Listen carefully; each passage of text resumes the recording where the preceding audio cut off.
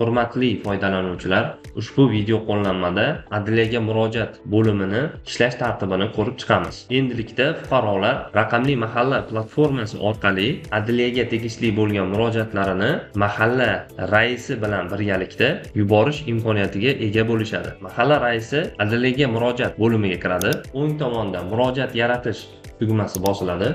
Murojaatchi chet el fuqarosi bo'ladigan bo'lsa, boshqa davlat tanlanadi. So'ng TINFL, ya'ni JSH raqamlari kiritiladi. Raqamlar kiritilgandan so'ng qidiruv tugmasi bosiladi. Qidiruv natijasiga ko'ra ushbu fuqaroga tegishli ayrim ma'lumotlar avtomatik tarzda to'ldiriladi hamda uning telefon raqami kiritiladi. Agarda email manzili bo'ladigan bo'lsa, email manzilini ham kiritib qo'yish mumkin bo'ladi. Shuningdek, doimiy yashash manzili avtomatik keladi. Agarda doimiy yashash manzilida xatolik bo'lsa, mahalla raisi ushbu manzilni tahrirlash imkoniyatiga ega bo'ladi. Shuningdek, qo'shimcha sifatida ushbu fuqaroning vaqtincha yashash manzilini ham kiritib o'tishi mumkin. Buning uchun vaqtincha yashash manzili tugmasi suriladi hamda ushbu murojaatchining vaqtincha yashash manzilini tanlab belgilab qo'yishimiz mumkin bo'ladi. So'ng murojaat turini tanlaymiz. Aynan ushbu murojaatchining murojaati so'rov, taklif, ariza yoki shikoyatligini belgilab o'tishimiz zarur bo'ladi.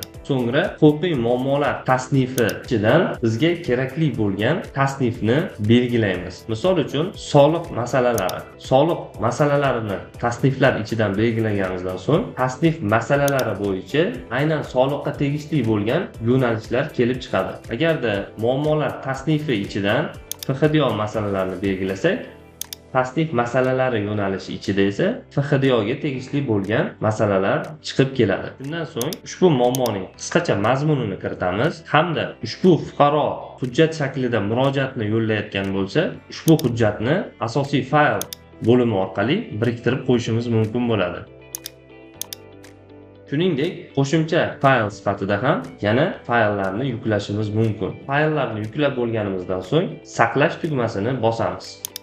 Ushbu murojaatimiz saqlandi, ammo hali adliyaga yuborilmadi. Adliyaga yuborishimiz uchun yuborish tugmasini bosishimiz zarur bo'ladi. Hamda tegishli va mas'ul tashkilotlar ushbu murojaatni ko'rib chiqqanidan so'ng javob yuborishadi. Ushbu javobni fuqaro raqamli mahalla mobil ilovasi orqali ham ko'rishi mumkin. Shuningdek, mahalla raisi ushbu adliyaga murojaat bo'limi orqali murojaatchilarning familiya, ismi sharifi, ariza raqami hamda barcha murojaatlarning holatini ko'rishi mumkin. Murojaat turi, murojaat tasniflari orqali barcha murojaatlarni tahlil qila olish imkoniyatiga ega bo'ladi. Qo'shimcha sifatida eslatib o'taman, tuman, viloyat, respublika mas'ul nazoratchi rahbarlarida adliyaga murojaat bo'limini to'liq raqamli hamda manzilli ko'rinishda nazorat qilib turish imkoniyatlari berilgan.